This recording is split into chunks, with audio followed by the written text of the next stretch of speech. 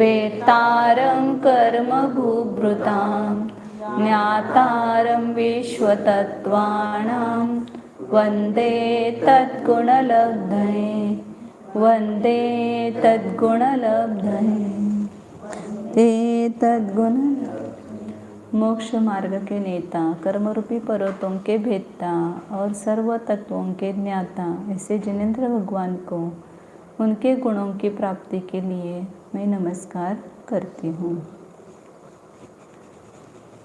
सम्यक दर्शन ज्ञान चारित्राणि मोक्ष मार्ग तत्वार्थ श्रद्धान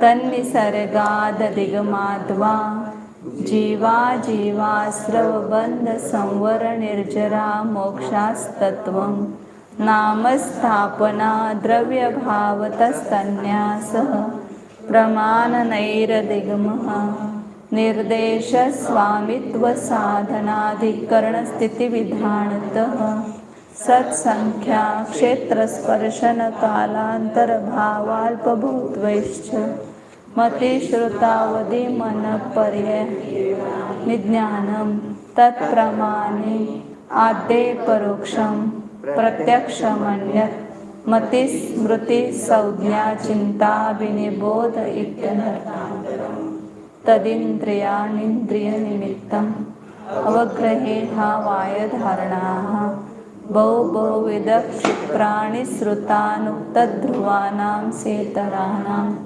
अर्थस्य व्यञ्जनस्यावग्रह न चक्षुरणीन्द्रियाभ्यां श्रुतं मतिपूर्वं त्वनेकद्वादशभेदं भप्रत्ययो वधिर्देवनारकाणां शोभशमनिमित्त षड्विकल्पशेषाणां ऋजुविपुलमति मनपर्ययः विशुद्ध प्रतिपाताभ्यां क्षेत्र स्वामी विषयेभ्यो परेयोः बंधो द्रव्येषु सर्वपर्यायेषु रूपेषु वदेहे तदनन्तभागे मनपर्ययस्य सर्वद्रव्यपर्यायेषु के एकादीनि भाज्यान्युपपदे कस्मिन्ना चतुर्भ्यः मतिश्रुतावदयो विपर्ययश्च सदसतोरविशेषाद्यदृच्छोपलब्धेरुन्मत्तवत्। तत्प्रमाणे का अर्थ क्या है भैया? पहले से सम्यक दर्शन का तो सम्यक दर्शन प्रमाण कौन प्रमाण है?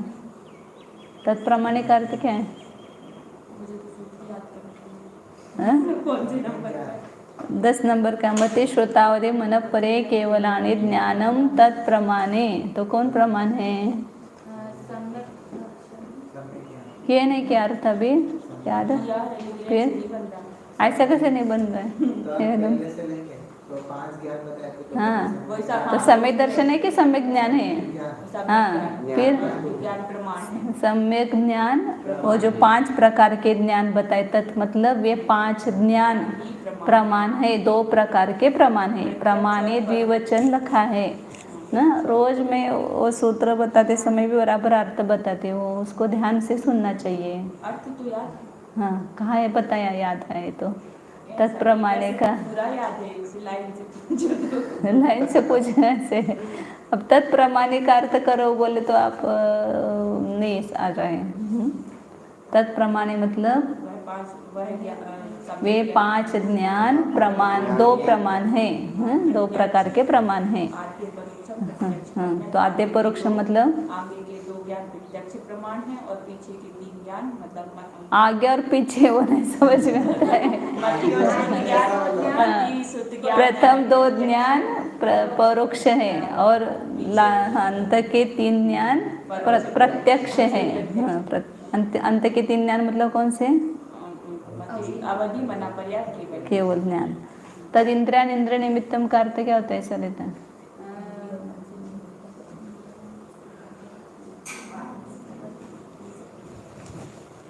क्या होता है? इंद्रियों और मन के द्वारा अवधि ज्ञान कौन सा ज्ञान? किसका इतना है वो विषय के अनुसार सूत्र याद रखना। 13वें सूत्र से लेकर के 19वें सूत्र तक मति ज्ञान का वर्णन किया है। तो मति स्मृति संज्ञा चिंता विनिबोध इत्यनर्थांतरम यहाँ से शुरू हो गया। और तदिंद्रियाण इंद्रिय निमित्तम तो किसके बारे में बता रहे हैं? मति ज्ञान। हाँ तो फिर इंद्रिय और मन से नहीं होता है। नहीं होता है। और इंद्रिय और मन से होता है। ऐसे कैसे अर्थ कर रहे हैं? इंद्रिय और मन से होता है। तद मतलब वह मति ज्ञान इंद्रिय और मन के निमित्त से उत्पन्न होता है, ऐसा लगाना। ये सब बताया था। उत्पद्यते ऐसा लगाना। अवग्रहे हा वाय धारणा। हाँ हाँ कौन सी धारणा? हाँ क्या है 12? अवग्रह आदि को वेदादि पदार्थों से बहुविध ये क्या है? इनके अवग्रादी होते हैं। अब बहुविध क्षिप्र अनिश्रुत अनुक्त और ध्रुव और उसके विपरीत इनके अवग्रहादिक होते हैं। और ये इनका क्या है? अर्थस्य मतलब ये पदार्थ के विशेषण हैं। अर्थस्य मतलब बहुविधार्थ कौन है? ये पदार्थ के विशेषण हैं। व्यंजनस्य अवग्रह मतलब व्यंजन का अवग्रह ही होता है, यह अधिक नहीं होते। मैं बोलने के बाद सब बोलते हैं।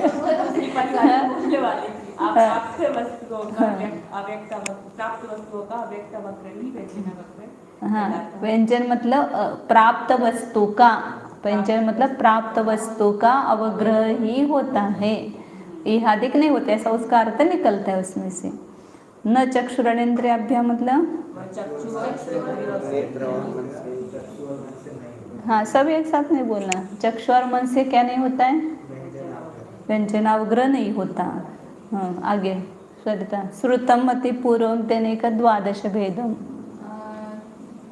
श्रुत ज्ञान मति पूर्वक होता है और उसके 2 अनेक और 12 भेद है। बहुप्रत्ययोधिर देवनारकाणाम। अवधि ज्ञान देव और नारकियों को होता है। अब ये लगातार पूछने पर आप बताते हो, बीच में से पूछने पर नहीं बताते। तो ऐसा नहीं, बीच में से पूछने पर भी आना चाहिए। कोई भी सूत्र बीच में से पूछा तो उसका अर्थ आना चाहिए। आगे शोभशम निमित्त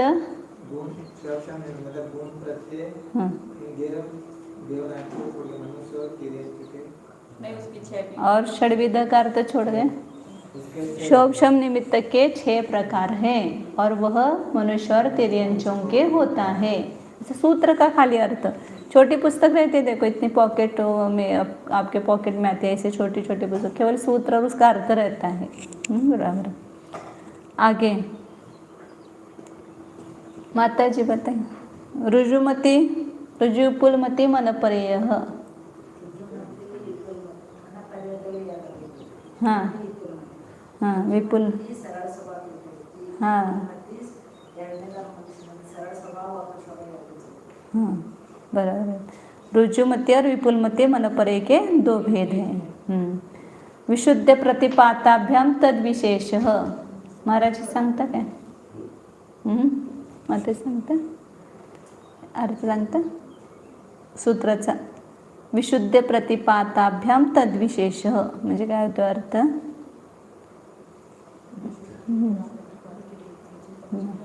बताओ। हाँ हाँ और प्रतिपात की अपेक्षा से दोनों में अंतर है। हाँ दोनों में मतलब ऋजुमति में और विपुलमति में। आगे विशुद्धि क्षेत्र स्वामी भैया बताओ।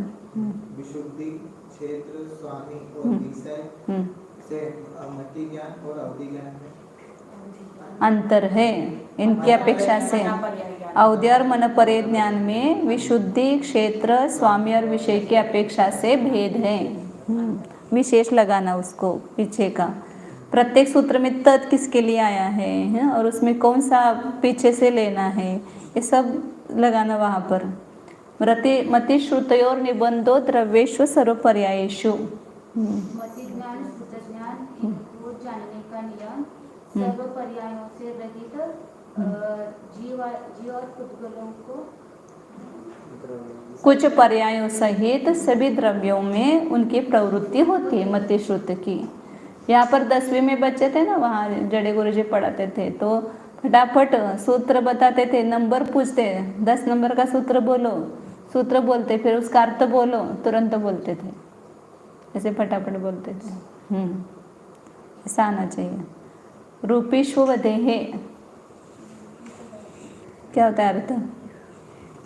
रूपी पदार्थ विषय होता है, अवधि ज्ञान। मतलब अवधि ज्ञान की प्रवृत्ति रूपी पदार्थों में होती है, ऐसा पूरा वाक्य उसका अर्थ करना। तदनंत भागे मन पर्यस्य, अवधि ज्ञान का अनंतवा भाग ही मना पर्याय ज्ञान का विषय है। मन प्रज्ञान का विषय है। सर्वद्रव्य पर्यायेषु केवलस्य, सर्वद्रव्यों के पर्यायों को जानने का केवल ज्ञान का विषय है। तो केवल ज्ञान की प्रवृत्ति सभी द्रव्य और सभी द्रव्यों की उनके पर्यायों में होता है। निबंध का अर्थ प्रवृत्ति करना, या निबंध का अर्थ दूसरा बताया था नियम। उसमें नियम है, नियम बोलेंगे तो उसमें नियम है, ऐसा बोलेंगे। आगे एकादीनि भाज्यानि युगपदे कस्मिन्ना चतुर्भ्यः। एक जीव के एक साथ एक जीव को अधिक से अधिक एक साथ 4 ज्ञान हैं। 1 से लेकर 4 तक भाज्य है, मतलब भजनीय है। एक जीव में एक साथ 1 से लेकर के 4 ज्ञान पर्यंत भजनीय है।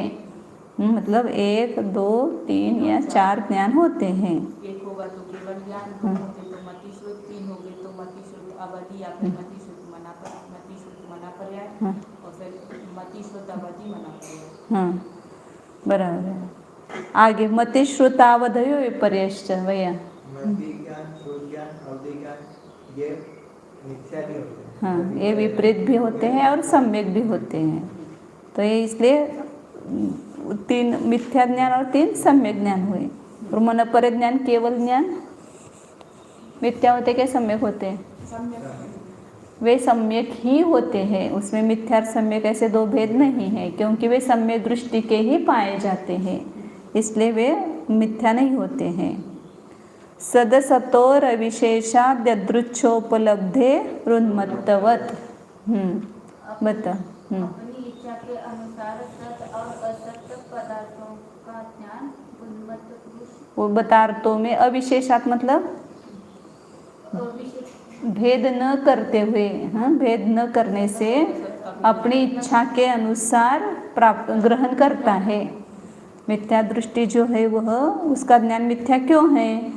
क्योंकि उन्मत्त पुरुष के समान सत और असत में सच्चा और झूठा इसमें भेद न करते हुए, या विद्यमान अविद्यमान, सत असत के 2 अर्थ होते हैं, एक समीचीन असमीचीन या विद्यमान और अविद्यमान, इनमें भेद न करने से अपनी इच्छा के अनुसार ग्रहण करता है। यदृच्छा मतलब अपनी इच्छा अनुसार, उपलब्धि मतलब ग्रहण करता है, इसलिए उसका ज्ञान विपरीत है। मिथ्या दृष्टि का ज्ञान विपरीत क्यों? क्योंकि वह सत और असत में उसको विवेक नहीं होता है, कौन सा सही है कौन सा झूठा है। सही को भी कभी झूठा कहता है, झूठा को भी सही कहता है, सही को भी कभी सही कहता है, तो भी वो निर्णय पूर्वक नहीं कहता है, इसलिए उसका ज्ञान झूठा है। ये बताया था कल। अब आगे लास्ट का सूत्र है, इसका बार बार आप रिपीट करते हुए रिवीजन करते हुए पढ़ाई करो, क्योंकि अब पुनः पुनः पढ़ना नहीं है। एक बार उसको दृढ़ता से धारणा करेंगे तो फिर नहीं भूलेंगे आप। 33 नंबर का सूत्र है, इसमें अब यहाँ तक प्रमाण का वर्णन किया, 5 प्रकार के ज्ञान बताए और उनको प्रमाण कहा, और 2 प्रकार का प्रमाण कहा, प्रत्यक्ष और परोक्ष, और उसका वर्णन क्रम से किया। अब नय का वर्णन यहाँ करते, क्योंकि पहले बताया था जो ज्ञान होता है वो कैसे होता है, प्रमाण और नय के द्वारा अधिगम होता है, ऐसा बताया था ना। तो प्रमाण का वर्णन अभी तक किया पूरा, अब यहाँ पर नय का भी वर्णन करते हैं। सूत्र बोलते हैं पर नैगम संग्रह व्यवहार अर्जु सूत्र शब्द समभिरूढ़ एवं भूतानयाः। संग्रह व्यवहार अर्जु सूत्र शब्द समभिरूढ़ैवं भूतानयः। इधर व्यवहार अर्जु बोलना, रर्जु, इधर गलती होते हैं सबके। और सूत्र शब्द समभिरूढ़ै, रूढ़ै बोलना, फिर वं भूतानयः। हाँ, नैघं संग्रह व्यवहार रज्जु सूत्र शब्द संविरूढ़ैवं भूतानयः। नैगम संग्रह व्यवहार रजुसूत्र शब्द समभिरूढ़ैवं भूतानयः। समभिरूढ़ै, समभिरूढ़ै भी जल्दी बोलना। वं भूतानयः। नैगम संग्रह व्यवहार रज्जु सूत्र शब्द समभिरूढ़ैवं भूतानयः। नैगम संग्रह व्यवहार रज्जु सूत्र शब्द समभिरूढ़ैवं भूतानयः। एवं भूता अलग नहीं निकालना, समभिरूढ़ बोला कि वम भूता बोलना, वो ए उसमें आ गया ना, रूढ़ वम भूता नया। हाँ, नैगम संग्रह व्यवहार रज्जु सूत्र शब्द समभिरूढ़ैवं भूतानयः। नैगम संग्रह व्यवहार रज्जु सूत्र शब्द समविरूढ़ैवं भूता नया। हाँ हाँ, तो यहाँ पर नय के भेद बता रहे हैं। नय का अपने स्वरूप पहले देखा था, प्रमाण और नय का स्वरूप 6 नंबर के सूत्र में। प्रमाण किसको कहते हैं? जो सब वस्तु के संपूर्ण स्थिति। हाँ, जो सकलादेशी है, मतलब संपूर्ण अंश अंशी का भेद किए बिना पदार्थ को समग्र रूप से ग्रहण करता है, वह प्रमाण है। और वस्तु के एक अंश को ग्रहण करता है। हाँ, अंश अंशी में भेद करके, अंश अंश किसको कहते हैं? एक द्रव्य उसको बोलते हैं अंशी, और उसके अनेक गुण या उसके पर्याय वो होते हैं अंश। जैसे एक आम है, एक व्यवहार से उदाहरण, आम है वो हो गए अंशी, और उसमें रस है, गंध है, रूप है, स्पर्श है, ये क्या हो गए? अंश। अंश अंशी। शक्कर है द्रव्य मतलब अंशी, उसमें सफ़ेदपना, मीठापना, चरबरीपना, ये सब चौकोर, ये सब क्या है? उसके अंश हैं। तो उस अंश और अंशी में भेद न करते हुए समग्र वस्तु को जो ग्रहण करता है उसको क्या कहा? समग्र वस्तु को जो ग्रहण करता है वो प्रमाण, उसको प्रमाण कहा। और अंश अंशी में भेद करके अंश द्वारा अंशी का ज्ञान कराता है, अंश अंशी में भेद करता है। जैसे आम मीठा है, पूरे आम को ग्रहण नहीं किया, केवल आम के एक रस गुण को ग्रहण किया। आम पीला है, या आम सुगंधमय, सुगंध है, वास उसका क्या सुगंध ही बोलते हैं। हाँ, और आम कैसा है? नरम है। ऐसा एक उसके गुण को उनके द्वारा उस आम को ही ग्रहण किया है। अंश को केवल नहीं ग्रहण करता है, नहीं, अंश के द्वारा अंशी को ही ग्रहण करता है, लेकिन एक अंश के द्वारा ग्रहण करता है। उसमें अनेक अंश होते हुए भी एक धर्म के द्वारा, एक अंश के द्वारा उसमें भेद करके उसको ग्रहण करता है। उसको क्या कहते हैं? नहीं, उसको क्या कहते हैं सरिता? नहीं कि प्रमाण? अभी पक्का नहीं हुआ। प्रमाण किसको कहते हैं? ये हुआ है, 2 बार हुआ है, प्रवेशिका में हुआ, अभी छठा जो सूत्र था उसमें भी हुआ था, परीक्षा मुख सूत्र में भी हुआ था। प्रमाण किसको कहते हैं? अंश अंशी में भेद न करके संपूर्ण वस्तु को, समग्र वस्तु को जो ग्रहण करता है वह प्रमाण। प्रमाण भेद नहीं करता है, और नहीं क्या करता है? उसमें भेद करता है। भेद करके उसमें एक अंश के द्वारा, ऐसे उदाहरण देना, एक पूरा आम अखंड कहा वो प्रमाण ने, फिर नई ने उसमें भेद किया कि आम मीठा है, पीला है, नरम है, सुगंध है, ऐसे उदाहरण याद रखो तो उससे वो व्याख्या याद रहेगी। प्रमाण पूरी वस्तु को ग्रहण करता है, नए उसके एक अंश को, लेकिन उस अंश को ग्रहण करता है मतलब अंश के द्वारा अंशी को ही ग्रहण करता है। पीला खाली आप नहीं ग्रहण करते हो, पीला आम ही ग्रहण करते हो। क्या केवल पीलापना ग्रहण करते हैं? हाँ, आम पीला हो गया या आम मीठा हो गया तो उस मीठे रस के द्वारा उस आम को ही ग्रहण किया है।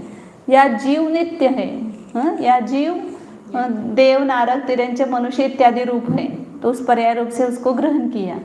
तो उस मनुष्य जीव को ही ग्रहण किया, लेकिन वो पर्याय के द्वारा ग्रहण किया या गुण के द्वारा ग्रहण किया या सामान्य अंश के द्वारा ग्रहण किया, लेकिन किया ग्रहण किसको? जीव को ही। हाँ, तो इस प्रकार प्रमाण और नय में भेद है। तो नय जो है वह विविध दृष्टिकोणों को स्वीकार करके उनका समन्वय करना, यह नय का काम है। वस्तु को देखने के अनेक दृष्टिकोण हैं। क्यों दृष्टिकोण है? क्योंकि वस्तु में उतने धर्म है, उस एक एक धर्म की दृष्टि से आप उस वस्तु की तरफ देख सकते हो। जैसे कोई एक व्यक्ति है, उसमें कितने सारे गुण होते हैं, तो आप जैसे आप जिसका आपको प्रयोजन होता है उस गुण को आप ग्रहण करके उस व्यक्ति को जानते हो। जैसे आप किसी को उनके पास पैसे की जरूरत है तो क्या बोलते हैं? वो व्यक्ति बहुत उदार है। अब उसमें एक ही उदार गुण है क्या? बाकी के भी गुण हैं, लेकिन उदार गुण के द्वारा उस व्यक्ति को आपने ग्रहण किया, मतलब उसको उस व्यक्ति की तरफ आपने उदार गुण की दृष्टि से देखा। या ये व्यक्ति बहुत प्रामाणिक है, आपको उनके पास कुछ रखना है, आपका सोना गहना पैसा कुछ रखना है, कहीं पर आप जा रहे गाँव, तो आपको उनके पास में सुरक्षित रखना है, तो आप कौन से गुण की मुख्यता से उनको उनकी तरफ देखते हो? ये प्रामाणिक है। इसी प्रकार वस्तु को देखने की ये दृष्टिकोण है। वस्तु में अनेक धर्म है, उसमें एक एक धर्म के द्वारा उस वस्तु को आप देख सकते हो, और वो उस धर्म के द्वारा जब वस्तु को देखते हो तो पूरी वस्तु ही आपको उस रूप दिखाई देती है। लेकिन एक गुण के द्वारा उस वस्तु को आपने ग्रहण किया, उसको ही नय कहते हैं। इसलिए नय क्या है? दृष्टिकोण है, देखने के वस्तु की तरफ। तो उसको बोलते अनेक दृष्टिकोणों को स्वीकार करके उनका समन्वय करना, ये नय का काम है। हाँ, बराबर। किसी ने कुछ कहा ना, बराबर है। जैसे समझो अभी आपको किसी ने कहा तू कुत्ता है, तो बराबर है क्या झूठ है? बराबर है। और दृष्टिकोण से देखो ना, मैं पहले पर्याय में कुत्ता था, नैगम नय की अपेक्षा से, तो नैगम नय की विवक्षा से अभी आप कुत्ता हो। नैगम नय की दृष्टि से वो भूत पर्याय का वर्तमान में आरोप करता है। किसी ने आपको ऐसे अर्थ अच्छा निकालना वो नहीं सिखाता है अपने को। जो भी कहा ना वो बराबर है, उस दृष्टि से आप भी देखो तो बराबर है, तो झगड़ा ही नहीं होगा। नय जो है झगड़ा मिटाने वाला है। उस नय की दृष्टि से आप ग्रहण करेंगे तो वैसा ही। जैसे अब जो बौद्ध है, नैयायिक है, वैशेषिक, इतने मत हुए, वो क्यों हुए? क्योंकि उस एक धर्म को ग्रहण करके उन्होंने उसको ही स्वीकार किया, दूसरी दृष्टि को स्वीकार नहीं किया। इसलिए वो उतने विवाद मत तैयार हुए और वाद विवाद मतलब खड़े तैयार हो गए। अभी आज झगड़ा क्यों होता है? आज कोई किसी को स्वीकार नहीं कर रहा। हमने जो ग्रहण किया ना वो बराबर है, आपने जो ग्रहण किया वो झूठा है। हम दूसरे दृष्टिकोण को स्वीकार करने के लिए तैयार नहीं है, इसलिए ये सब झगड़े उत्पन्न होते हैं। तो इसलिए नय हम समझेंगे तो किस नय से वो कथन किया है, या किस नय से उसने ग्रहण किया है, या किस नय से मैं बोल रही हूँ आपको, कह रही हूँ, वो दृष्टिकोण आपको प्राप्त होगा, तो फिर कहीं पर भी आपको विरोध भाषित नहीं होगा। इसलिए नय क्या करता है? एक वस्तु को देखने की दृष्टि प्राप्त कराता है आपको। तो फिर नय कैसा है? विकलादेशी। और प्रमाण को क्या बोलते हैं? सकलादेशी। अनंत धर्मात्मक वस्तु का बोध कराना ये प्रमाण का कार्य है, और एक धर्म के द्वारा अनंत धर्मात्मक वस्तु का बोध कराना ये नय का काम है। क्या बताया? धर्मात्मक वस्तु का बोध कराना। वस्तु अनंत धर्मात्मक एक अखंड है, ये कहना प्रमाण का काम है। और नय का काम क्या है? एक धर्म के द्वारा उस अनंत धर्मात्मक वस्तु को बताना। मतलब अनंत ये नय क्यों हुए हैं? क्योंकि प्रमाण के द्वारा वस्तु को देखने पर उसका पूरी वस्तु का विश्लेषण नहीं होता है। उस वस्तु का विश्लेषण करने के लिए, पूरी समग्र वस्तु को उसके अंशों से समझने के लिए ये नय की प्रवृत्ति हुई है। तो फिर नय प्रमाण है कि अप्रमाण है, ये प्रश्न उत्पन्न होता है। नय प्रमाण है कि अप्रमाण है? प्रमाण का अंश है तो प्रमाण। हाँ, बराबर है, बराबर है। मतलब नय ना प्रमाण, समीचीन। प्रमाण का एक अर्थ होता है समीचीन, सम्यक, एक अर्थ होता है। तो उसकी अपेक्षा से देखेंगे तो नई समीचीन है, नई ज्ञान जो है वो भी समीचीन ही है, इसलिए वो प्रमाण है। लेकिन जो प्रमाण सकलादेशीय व्याख्या जो की उसकी अपेक्षा से देखेंगे तो वह प्रमाण नहीं है, न प्रमाण है न अप्रमाण है। नई क्या है? प्रमाण का एक अंश है, प्रमाण का ही अंश है, इसलिए उसको प्रमाण का एक देश है। जैसे उदाहरण में शरीर है और ये मेरा एक हाथ है, ये हाथ शरीर है कि नहीं है? हाथ शरीर है कि नहीं है? हाँ, तो हाथ को पूरे, एक हाथ को आप पूरा शरीर नहीं कह सकते हो, और अशरीर भी नहीं कह सकते हो, क्योंकि शरीर का ही अवयव है, इसलिए ना उसको पूरा शरीर कह सकते हो ना उसको अशरीरी कह सकते हो। तो शरीर का एक अवयव है, एक भाग है, ये पूरी वस्तु नहीं है। आज इतने मत क्यों तैयार हुए हैं? वो हाथी का दृष्टांत सबने सुना हुआ है कि 6 अंधे उस गांव में गए और उसने हाथी देखा, उन 6 अंधों ने हाथी देखने की इच्छा की। और अंधे और हाथी कैसे देखते हैं? वो ऐसे फील करके तुम पूछा नहीं, ऐसा किसी ने पूछा नहीं कभी कि अंधे और हाथी देखने कैसे गए। तो अंधा भी देखता है, कैसे देखता है? वो हाथ से। अपन ने क्या चक्षु दर्शन, अचक्षु दर्शन, अचक्षु दर्शन भी है कि नहीं है? अनेंद्रियों से भी दर्शन होता है, स्पर्शनेंद्रिय से भी दर्शन होता है, रसनेंद्रिय से भी दर्शन होता है, मतलब ज्ञान होता है। तो उन्होंने क्या किया कि एक एक अवयव को देख करके एक अवयव को ही पूरा हाथी मान लिया, फिर इसलिए झगड़ा उत्पन्न हो गया उनमें। लेकिन जब उनको किसी दृष्टिवान ने बताया कि आपने जो ग्रहण किया है वो सही है, लेकिन वो आप जो कह रहे हो वो पूरा हाथी नहीं है, वो एक अवयव है वो हाथी का। उसी प्रकार नए कोई भी एक नए है, और ये जो मिथ्या मत निर्माण हुए उन्होंने एक एक नए को ग्रहण किया और उसको ही पूरी वस्तु मान ली। बौद्ध ने पर्यार्थिक नए को ले लिया और वस्तु को पूरा अनित्य ही मान करके पूरी वस्तु को ही उन्होंने क्षणिक स्वीकार किया। सांख्य ने एक द्रव्यार्थिक नए को पकड़ा और उस द्रव्यार्थिक नए से वस्तु को नित्य कहाँ है, शुद्ध कहाँ है, एक कहाँ है, तो वैसा ही उन्होंने पूरा आत्मा को वैसा ही मान लिया। तो इसलिए उनमें क्या हो गया? मिथ्यापना हो गया।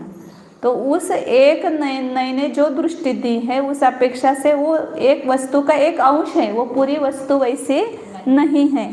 तो इसलिए प्रमाण के एक अंश को, मतलब वस्तु के एक अंश को ग्रहण करने वाला क्या है? नए है। तो इसलिए नए पूरा प्रमाण भी नहीं है और अप्रमाण भी नहीं है, प्रमाण का एक अंश है। एक विवक्षित धर्म द्वारा वस्तु का सापेक्ष निरूपण करने वाला विचार, उसको नए कहते हैं। क्या कहते हैं? नए किसको कहते हैं? लिखो ये आप कॉपी में, विवक्षित एक धर्म द्वारा, विवक्षित एक धर्म द्वारा वस्तु का सापेक्ष निरूपण करने वाला, धर्म द्वारा वस्तु का सापेक्ष मतलब अपेक्षा सहित निरूपण करने वाला विचार नए है।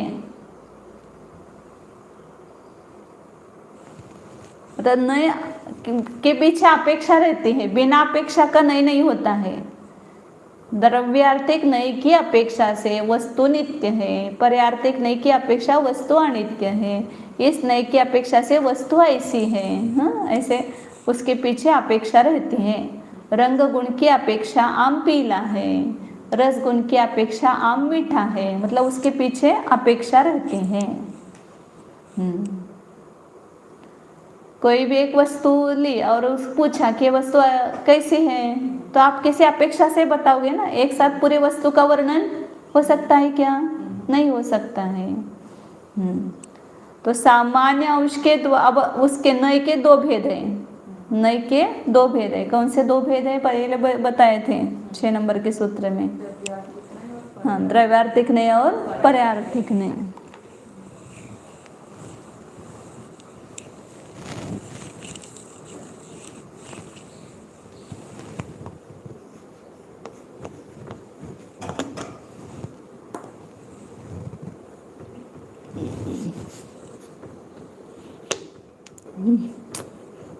नए द्रव्यार्थिक और पर्यार्थिक।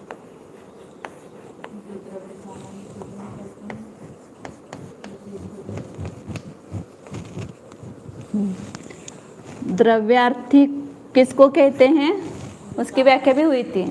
जो सामान्य अंश को, वस्तु सामान्य विशेषात्मक है। प्रत्येक वस्तु, हम सब वस्तु है कि नहीं है? मौसी वस्तु है कि नहीं? आप कौन सी वस्तु है? टेबल है, माइक है, कौन सी वस्तु है? जीव वस्तु हूँ मैं। कौन हूँ? जीव वस्तु। और ये शरीर, ये पुद्गल वस्तु है। तो यहाँ पर दो वस्तु मिली हुई हैं और हम इस पुद्गल को ही हम अपना स्वरूप मान रहे हैं। तो जीव, मैं जीव वस्तु, और जीव वस्तु है तो मैं, मुझ में दो अंश है, सामान्य और विशेष। सामान्य और विशेष। तो सामान्य अंश को जो ग्रहण हर एक वस्तु में है, प्रत्येक समय में जो वही पन है वो सामान्य। अभी ये ज़्यादा खुलासा नहीं करते क्योंकि इसका पहले भी खुलासा हुआ है। सामान्य मतलब जो अन्वय रूप है, वही पना है, वो सामान्य अंश। और प्रत्येक पर्याय में भिन्न भिन्न पना है, वह विशेष अंश हो गया। जैसे मनुष्य, देव, नारक, तिर्यंचे विशेष अंश, और उन सब पर्यायों में जीवपना, जीवपना, जीवपना, जीवपना। आप बचपन में भी जीव थे क्या? जीव थे। फिर बड़े होने के बाद जीव हुए क्या? जीव हुए, जीव ही हुए हैं। और तरुण प्रौढ़ होने पर जीव, बूढ़े होने पर, फिर मरने के बाद जीव ही है। फिर मर करके देव होंगे तो जीव ही होंगे। तो ये जीवपना सब में पाया गया ना, इसको बोलते सामान्य। और ये बालक, तरुण, वृद्ध या मनुष्य, देव, नारक, ये क्या हो गए? विशेष हो गए, ये पर्याय हो गई। तो इस प्रकार प्रत्येक में, ये पुस्तक है, पहले दूसरे किसी रूप में थे, फिर उनके कागज बन गया, कागज प्रिंट में गया, फिर इसमें छपाई हो गई, फिर इसकी पुस्तक बन गई। ये कुछ काल तक पुस्तक रूप रहेंगे, फिर ये फटने लगेगा, फिर इसका वापस ये करेंगे, रद्दी करेंगे, फिर दूसरे किसी में रूपांतर हो जाएगा। तो ये सब इसकी पर्याय हो रही है, लेकिन हर पर्याय में ये पुद्गल पुद्गल पुद्गल पुद्गलपना इसका कायम है। तो हो गया सामान्य अंश। जैसे आपके पास सोने की बांगड़ी है ना आपके हाथ में, तो ये क्या है? सोना है कि क्या है? अब ये हमने पूछा कि ये क्या है, तो आप बोलेंगे कि बांगड़ी है, या कोई बोलेगा कि सोना है। तो आपने जिस दृष्टि से उसकी तरफ देखा है वैसा आपको दिखाई देगा। सोना देखा तो आपने सामान्य अंश देखा, और बांगड़ी देखी तो विशेष अंश देखा। तो उस बांगड़ी में सामान्य भी और विशेष भी है। सोना जो है, सुवर्ण है, वो सामान्य है, और बांगड़ी है वो विशेष है। तो उसमें पीलापना, स्निग्धपना, ये भी विशेष है।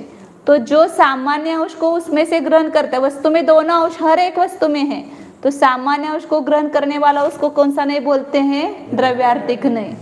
और विशेष अंश को ग्रहण करने वाला उसको क्या बोलते हैं? पर्यार्थिक नहीं। विशेष माने पर्याय होती है, विशेष मतलब गुण भी होता है, और सामान्य मतलब ऊर्ध्वता सामान्य और तिर्यक सामान्य है, दो भेद है उसके। अब उसके विशेष में जाएंगे तो अपने नए रह जाएंगे, इसलिए सामान्य से बता रही हूँ। तो इस द्रव्यार्थिक नई के 3 भेद है। ये ऊपर 7 नए बताए हैं। हाँ, नैगम, संग्रह, व्यवहार। वहां पर संधि विच्छेद क्या होगा? व्यवहार अर्जु क्या होगा? विसर्ग कहाँ है? व्यवहार और प्लस रुजु सूत्र, ऐसा है वह। ये र है, इसमें अ है, और ये रू है, इस दोनों का मिला करके संधि हुई अर संधि हुई, तो वो अर में अ यहाँ रह गया और र इसके ऊपर गया, रुजु, ऐसा। रू का ए भी हो गया रू का अर हो गया है। अ और रू दोनों का मिला करके, अ और आ के आगे कोई भी ई उ स्वर आता है तो उन दोनों की मिलकर के गुण संधि होती है। तो इसलिए अर हो गया। तो व्यवहार, रुजु सूत्र, शब्द, समभिरूढ़ और एवंभूत, ये 7 नए हैं। इस सूत्र का अर्थ हो गया। अभी इसमें से पहले 3 नए द्रव्यार्थिक है और अंत के 4 नए पर्यार्थिक नए हैं।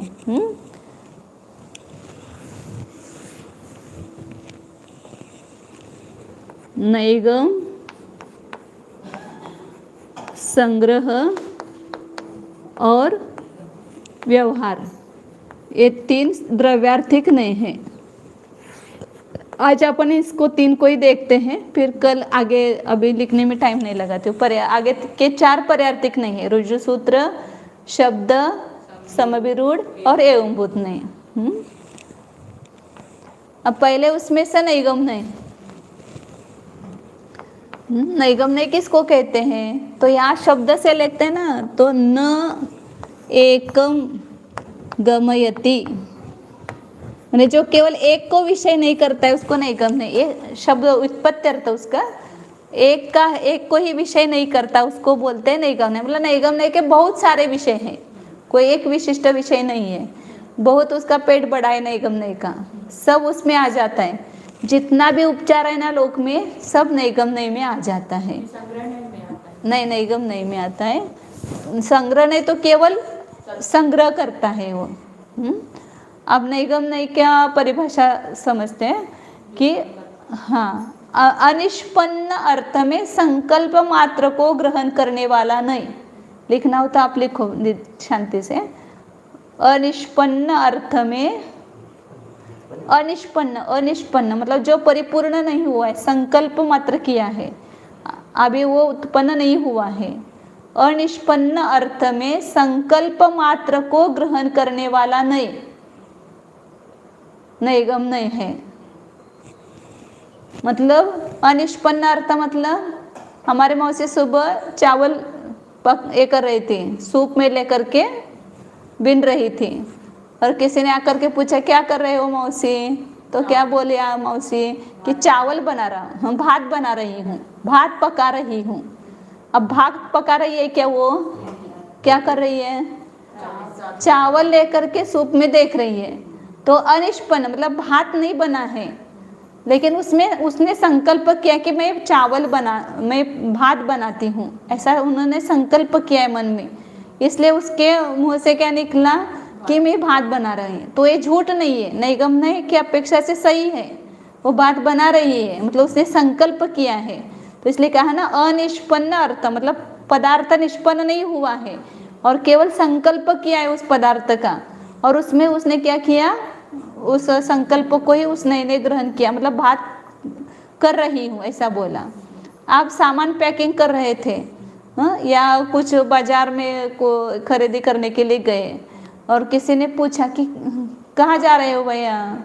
बोले कि मैं सिकरजी जा रहा हूँ। या टिकट निकालने के लिए आपने बुकिंग करने के लिए ये किया, और किसी ने पूछा तो बोले कि कहाँ जा रहे हो? तो मैं सिकरजी जा रहा हूँ। अब सिकरजी जा रहे हैं क्या वो? लेकिन सिकरजी जाने का संकल्प किया है, इसलिए संकल्प में उसने क्या किया, वो अभी गए नहीं है, अनिष्पन्न अर्थ है। तो उसको ही उसने ग्रहण करके कह दिया कि सिकरजी जा रहा हूँ। तो ये सब लोक व्यवहार इस नैगम नहीं पर खड़ा है। ज़्यादा तो व्यवहार नहीं में ये नैगम नहीं ही काम आता है। जितना भी उपचार है व्यवहार में, सब नैगम नहीं का विषय है। अनिष्पन्न अर्थ में मकान बना, जैसे मकान बनाने का निश्चय किया, संकल्प किया, फिर पहले नक्शा बना रहा है, तो किसी ने पूछा क्या कर रहे हो? मकान बना रहा हूँ। अब मकान बनाना बहुत दूर, अभी तो कुछ मटेरियल नहीं, कहाँ बनाना, क्या कैसा बनाना, ये सब तय कर रहा है। खाली उसने संकल्प कर लिया है कि मैं मकान बना रहा हूँ, इस प्रकार। तो वो उसका कहना सही है। दूसरा नैगम नहीं का अर्थ किया है, उसको भी लिखो आप। जो शब्द, जो नए शब्द, शील, कर्म, कार्य,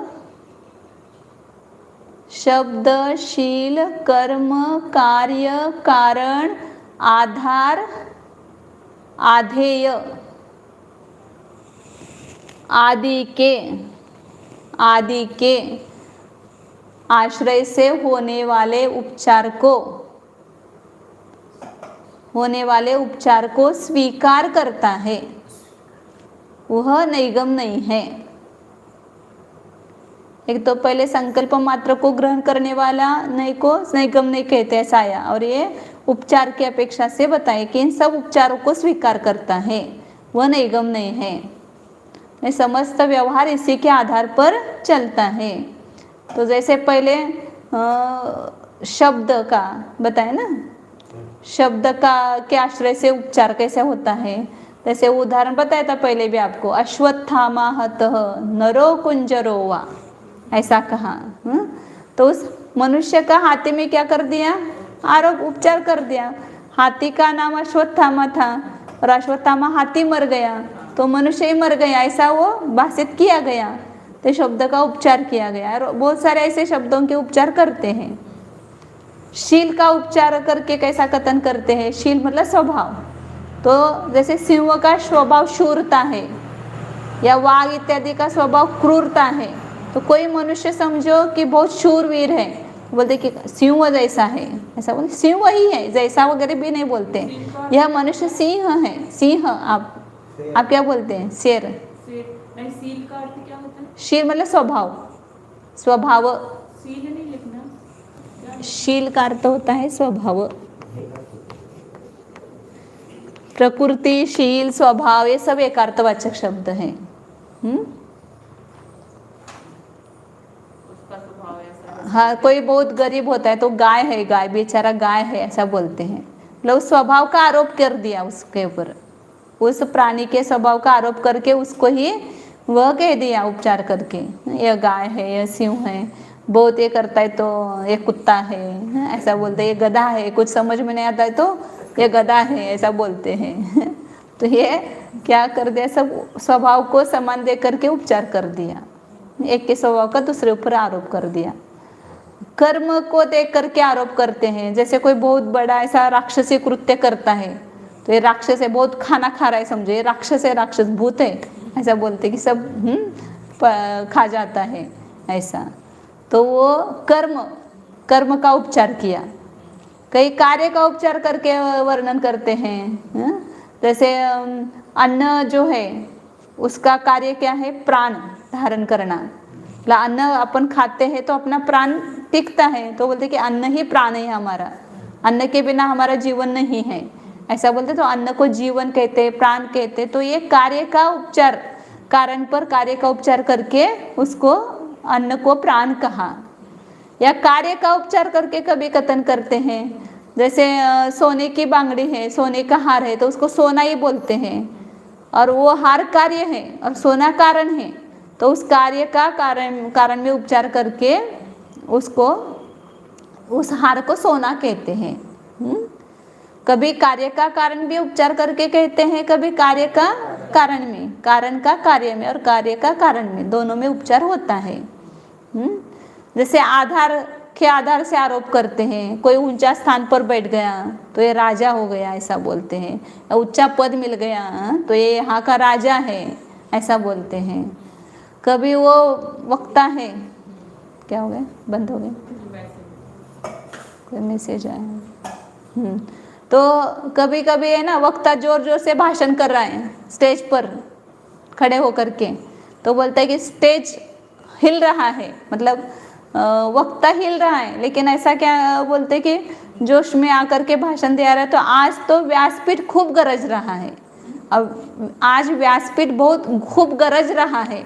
अब व्यासपीठ गरज रहा है कि उस पर बैठा हो वक्ता जो है वो गरज रहा है, तो उस वक्ता आधेय है, तो उस आधेय का उपचार किस में किया, आधार में किया। मतलब उस वक्ता का उपचार उस स्टेज पर किया। स्टेज आधार है और वक्ता आधेय। जैसे ये टेबल है आधार और मैं बैठी हूँ इस पर आधेय, तो मेरा उपचार करके इसको कुछ कहना, ये मतलब मैं हिल रही हूँ तो ये स्टेज ही हिल रहा है। हाँ, जोर जोर से बोलता है तो ये मंच ही गरज रहा है, ऐसा बोलते। तो वो मंच गरज नहीं रहा है, उस पर खड़ा व्यक्ति गरज रहा है, तो उस व्यक्ति का आरोप उस मंच पर कर दिया। ऐसे बहुत अपन आरोपित कथन करते हैं व्यवहार में। तो ये सब व्यवहार की दृष्टि से ठीक है, और उसको कौन ग्रहण करता है, नैगम नय ग्रहण करता है। तो इस प्रकार संपूर्ण उपचार इस नैगम नय में गर्भित हो जाता है, उसका विषय बन जाता है नैगम नय का। तो ये नैगम नय सामान्य सबको ग्रहण करता है, इसलिए इसको सामान्य को ग्रहण करने वाला है, इसलिए इसको नैगम्य कहा है। दूसरा मतलब नैगम्य के दो अर्थ किए मैंने।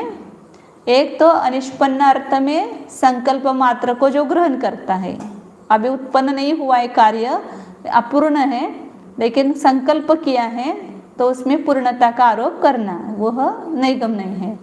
या जो शब्द, शील, कर्म, कार्य, कारण, आधार, आदय के आश्रय से उपचार को ग्रहण करने वाला, स्वीकार करने वाला, वह नैगम्य है। और उसके सबके आपको उदाहरण दृष्टांत में मैंने बताए। फिर आगे दूसरा नई कौन सा है? नैगम्य के बाद नंबर आता है संग्रह नय का। नैगम्य के बहुत सारे और भेद हैं। द्रव्य को ग्रहण करने वाला नैगम्य, पर्यार्थिक नैगम्य, द्रव्य पर्याय को ग्रहण करने वाला नैगम्य, या भूत नैगम्य, भावी नैगम्य, भूत पर्याय का वर्तमान में आरोप करना या भावी पर्याय का वर्तमान में आरोप करना। आज संसारी जीव को सिद्ध कहा, तो वो नैगम्य का विषय है। मतलब नैगम्य ऐसा उपचार करके कथन करता है, या अभी सिद्ध है उनको संसारी कहना, पहले संसारी थे वे, तो उस भूत पर्याय का उनके वर्तमान पर्याय में आरोप कर दिया, तो ये नैगम्य की अपेक्षा से वो विषय होता है। नैगम्य वैसा कहता, उपचार करता है। तो ये नैगम्य के बाद संग्रह नहीं बता रहे। तो संग्रह नहीं की व्याख्या लिखो। भेद सहित सब पर्यायों को अपनी जाति के अविरोध द्वारा, भेद सहित सब पर्यायों को अपनी जाति के अविरोध द्वारा एक मानकर, अविरोध द्वारा एक मानकर सामान्य से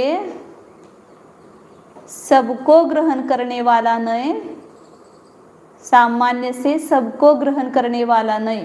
सबको मतलब किसको ग्रहण करेगा? उस जाति के सभी पदार्थों को, उस जाति के सभी विशेषों को ग्रहण करेगा, करने वाला नहीं, संग्रह नहीं है। भेद सहित सब पर्यायों को अपनी जाति के अविरोध द्वारा, उसमें जाति में विरोध नहीं आना चाहिए, उस जाति वाले सब ग्रहण होंगे, एक मानकर सबको सामान्य से सबको ग्रहण करने वाला नय संग्रह नहीं है। जैसे हमने कहा कि सत संग्रह नय का विषय, सत को ग्रहण किया संग्रह नय ने, तो उस सत कहते ही उस संग्रह नय ने किसका ग्रहण किया? सत जाति का विरोध न होते हुए जो जो वस्तु उसमें आ जाएगी सतरूप है जगत में, वे सब उसमें अंतर्भूत हो गई। सबको ग्रहण किया संग्रह ने, एक साथ एक समान सबको ग्रहण किया। मैं सत हूँ, ये सत है, ये सत है, ये सत है, ये सत है। जगत की जितनी वस्तुएं हैं जो भाषित हो रही है वो सब सत हैं। ऐसा कौन कहता है? संग्रह नहीं कहता है। ये अपर पर संग्रह, संग्रह के भी दो भेद मैंने बताए थे पहले भी, एक पर संग्रह और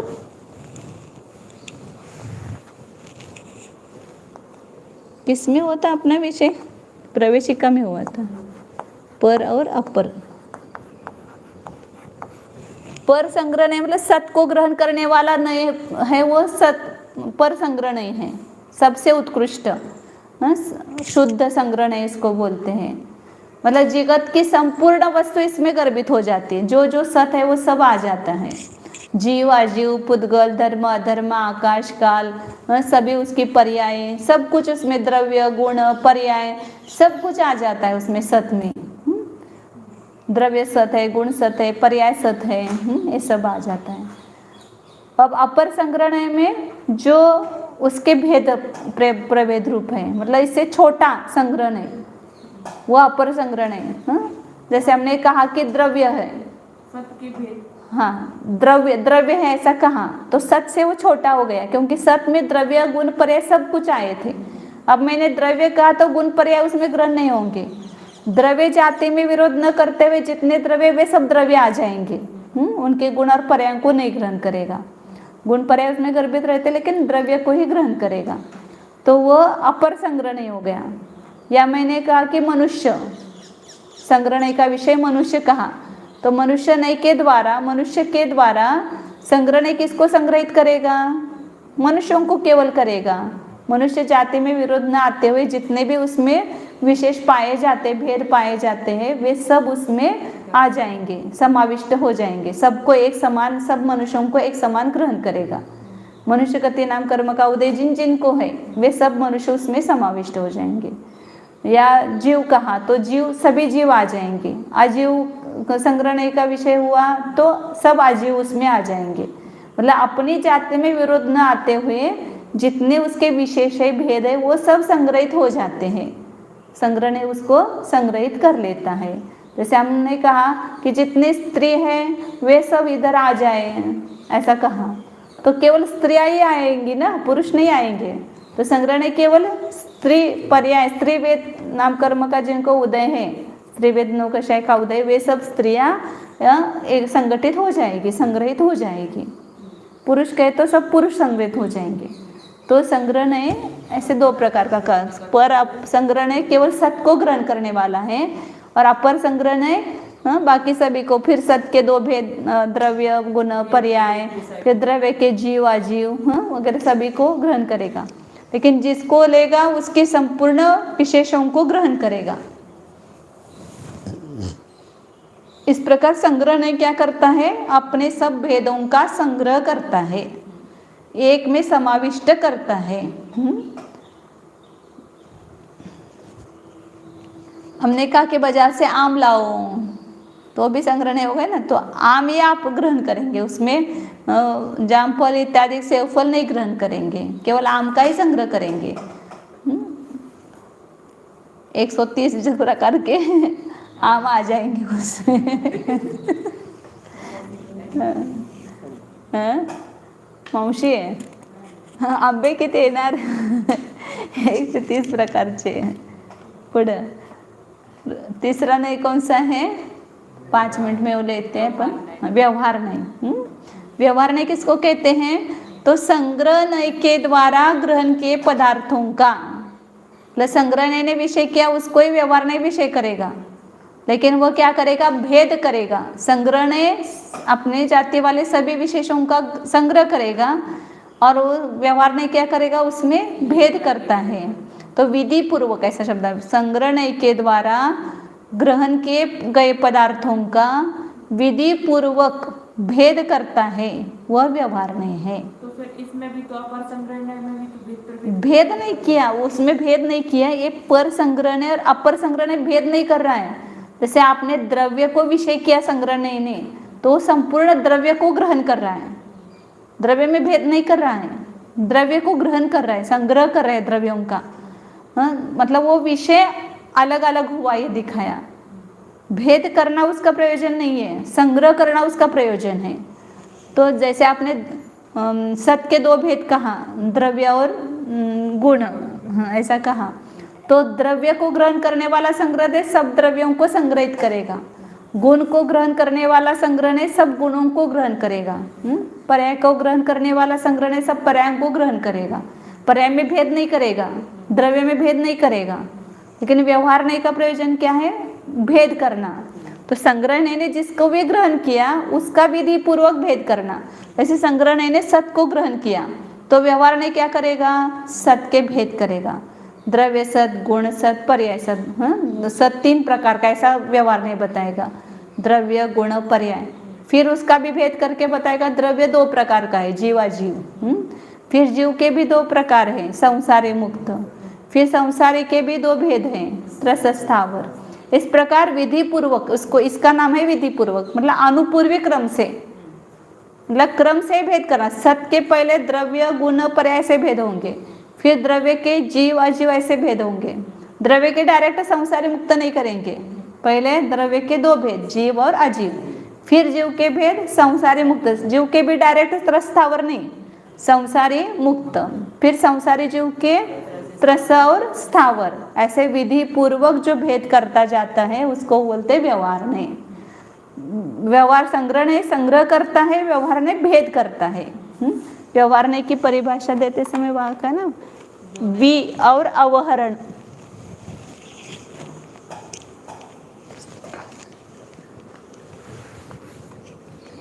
व्यवहार शब्द बनाए ना, वि प्लस अवहरण, अवहरण मतलब अवहार करना, उसका अर्थ वी मतलब विधि पूर्वक, अवहरण मतलब भेद करना। अवहरण का अर्थ किस में भेद करता है? संग्रहणय ने जिसको विषय बनाया है उस विषय में विधि पूर्वक भेद करता है। तो संग्रहणय ने किसको विषय बनाया था? पहले सत को, तो सत में विधि पूर्वक भेद करेगा, मतलब सत में पहले सबसे पहले कौन सा भेद होगा? द्रव्य गुण पर्याय, ऐसा भेद होगा। फिर द्रव्य में विधि पूर्वक क्या भेद होगा? जीव अजीव। फिर जीव में विधि पूर्वक क्या भेद होगा? संसार मुक्त। और अजीव में क्या होगा? पुद्गल धर्म अधर्म आकाश काल, या पुद्गल में फिर पुनः स्कंद अनुस्कंद वगैरह, ऐसे विधि पूर्वक भेद करता है। तो उसको कहते हैं व्यवहार नहीं, मतलब दोनों का विषय अलग समझना। इसको संपूर्ण जाति को एक ग्रहण करता है, उस जाति वाले सभी विशेषों को वो संग्रहित करता है, और उसमें ही यह व्यवहार नहीं क्या करता है? भेद करता है। उसको कहते हैं व्यवहार नहीं। अब ये व्यवहार नहीं, तो टाइम हो गया ऐसा। व्यवहार नहीं जो है क्या लगता है कि पर्यायर्थिक नहीं लगता है, लेकिन उसको द्रव्यार्थिक नहीं में रखा है यहाँ पर। कई कई मतलब शास्त्र में व्यवहार नहीं को भी पर्यायर्थिक नहीं कहते हैं, तो वहाँ पर पर्याय जिसका प्रयोजन ही सापेक्षा से उसको पर्यायर्थिक नहीं कहा है। लेकिन यहाँ पर व्यवहार नहीं में कालकृत भेद विवक्षित नहीं है। जब भेद करते करते करते काल तक आ जाएंगे, वर्तमान काल की पर्याय तक आ जाएंगे, तो वहाँ से पर्यायर्थिक नहीं का स्टार्ट होगा। इसलिए यहाँ पर व्यवहार नहीं को क्या किया है? द्रव्यार्थिक नहीं में ही रखा है। इस नई की प्रवृत्ति वहाँ तक होती है जहाँ तक वस्तु में फिर कोई भेद विभाग करना संभव नहीं, वहाँ तक व्यवहार नहीं होता है। फिर जहाँ वर्तमान पर्याय विषय हो जाता है फिर वो व्यवहार नहीं रहता है, फिर वो पर्यायर्थिक नहीं हो जाता है। फिर आगे वो रुजु सूत्र नहीं का कल देखेंगे। टाइम हो गया है अपना, कल 4 नहीं करना है पूरा, कोशिश करेंगे कल 4 नहीं पूरा करने की। आप इन 3 की व्याख्या अच्छी तरह से याद करके आना। पढ़ाई जितना पढ़ाए ना 1 घंटा, आपको 2 घंटा पढ़ना चाहिए, उसको शिष्य कहते हैं। जितना गुरु पढ़ाते हैं उससे अधिक जो पढ़ाई करता है वो सच्चा शिष्य है। और हम जितना पढ़ाते हैं उसका भी इतनी सी पढ़ाई करते हैं। अर्जुन इतना क्यों होशियार था? द्रोणाचार्य ने बताया ना कि शिष्य कौन होता है कि गुरु के पढ़ाई पर संतोष नहीं होता है, खुद अपने दिमाग से और ज़्यादा उसका ये करता है, विशेष जानता है, तो वो शिष्यता कहलाती है। उसमें संतुष्ट नहीं होना है।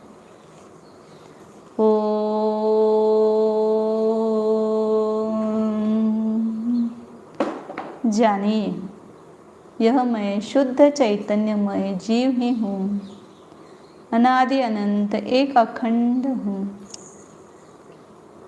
परम शांत स्वरूप हूँ।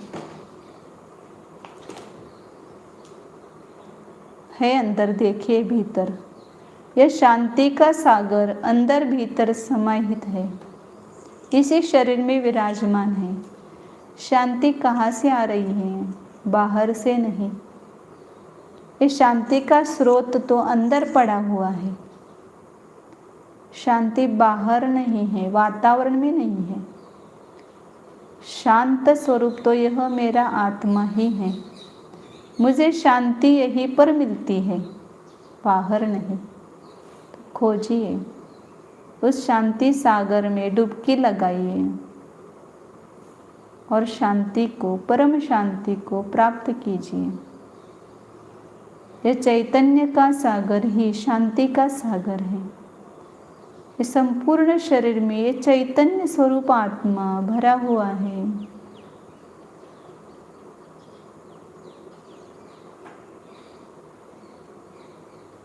शुद्ध चैतन्य सत्ता स्वरूपो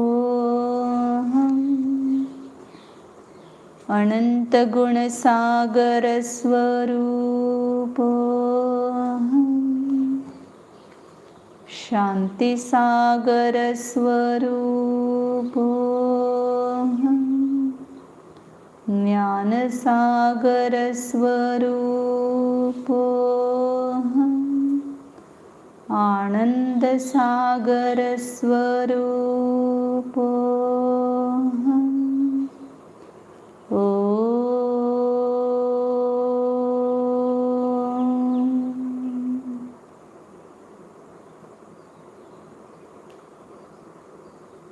विसर्जन।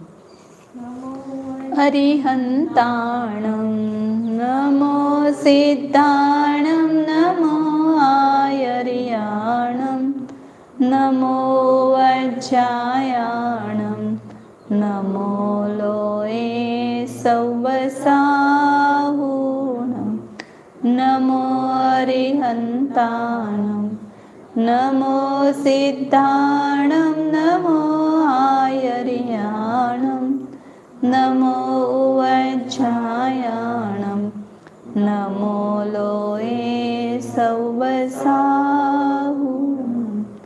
नमो अरिहन्ताणं नमो सिद्धाणं नमो आयर्याणं नमो वज्रायाणं नमो लोये सौवसाहुणं बोधि समाधि परिणाम